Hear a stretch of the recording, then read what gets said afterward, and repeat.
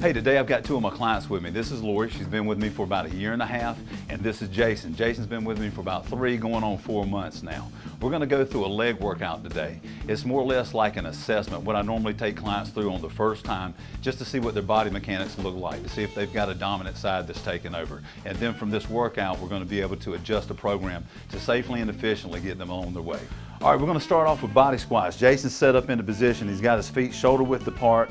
He's going to be lowering himself down to at least a 90 position and coming up. What I'm looking for is body mechanics and seeing if he's got a dominant side that's taking over. Jason looks pretty good with these. He's been with me for about 4 months now, and we've pretty much got his dominant side worked out. When Jason came in, he was leaning a lot to the right. When someone has a dominant side, that means the body's naturally making that side work. And there can be a problem with that. When that side is working, when it starts to fatigue and the mind and the body still tries to make that side work, that's often where people have a blowout, a tweak, a twist, a pull, a tear. So what we've done is we've had Jason concentrating on his left side. By concentrating on the left side, you actually get that side working a little bit harder, and you'll find yourself actually leaning into that side.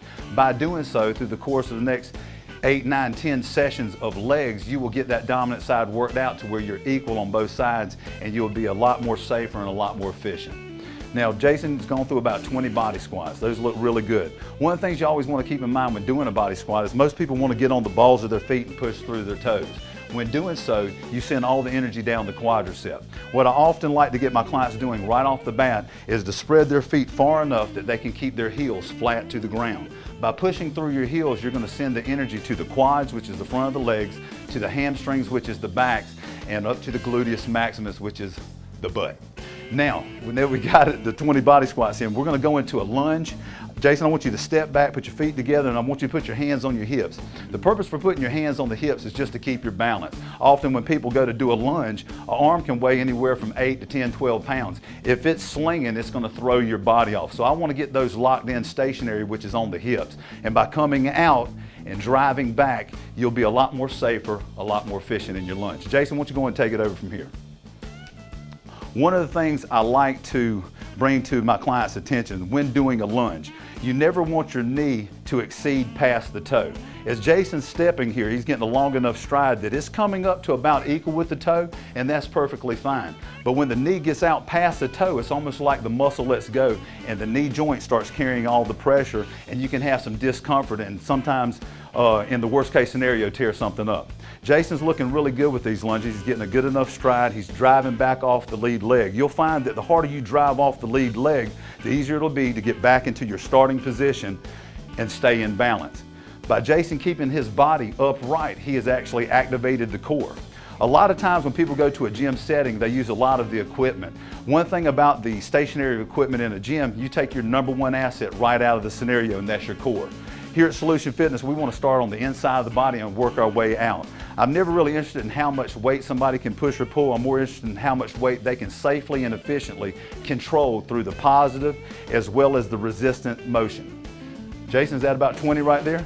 All right, Jason, you look good with those. I want Jason to come right up, and he's going to go into a step up. The step up is a chance for Jason to kind of gather himself while still working each leg individually. When you step up, I want you to do a full extension. By doing a full extension, he's working the muscle all the way through. Often, you'll see people come up to do a step up, and they're doing this, and they're not doing anything but cardio. We want to get a full extension to allow the muscle to work. Another thing you want to keep in mind is don't just drop off the back of the box. You want to let your leg be like an elevator.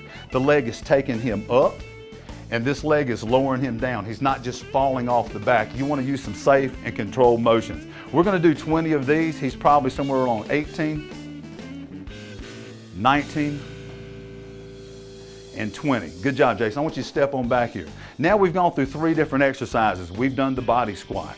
We've done the lunge on each foot, and we've done the step up. Like I said, the step up was a chance for him to continue working each leg individually while gathering himself. And the reason why I wanted him to gather himself because we're getting ready to turn it up a little bit right here. We're going to go into a body squat, a body hop. The starting position will be fingertips to the floor. And once again, I want you to try to keep your body upright. And I just want you to power through your toes. Now, this is what I'm looking for today, just to see the feet break the ground. When you get more advanced, then we can take things on up with a little bit more power and a little bit more hop. Jason, those look perfect. You got a good trainer. Now we're going for 20, 8, 9, 19, and 20. All the way back down and stand, okay, back up.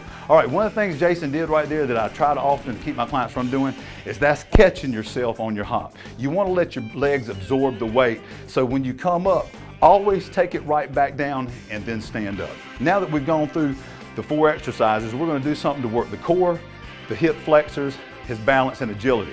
I want both hands out and we're going to do knee touches to the hands. Straight forward, 1, 2, 3, 4, 5, 6, 7, 8, 9, and 10. Take it outside where you're going to open the leg up. 1, 2, 3, 4, 5, 6, 7, 8, 9, and 10. Now let's do the crossovers where you're torquing your hips.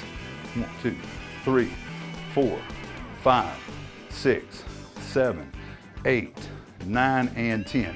Jason, at this point, I'm going to put Jason on the elliptical so he can allow his muscles to recover before we take him back through his second round, but we're still going to keep him moving and burning some calories. Why don't you go on out there and get on the elliptical?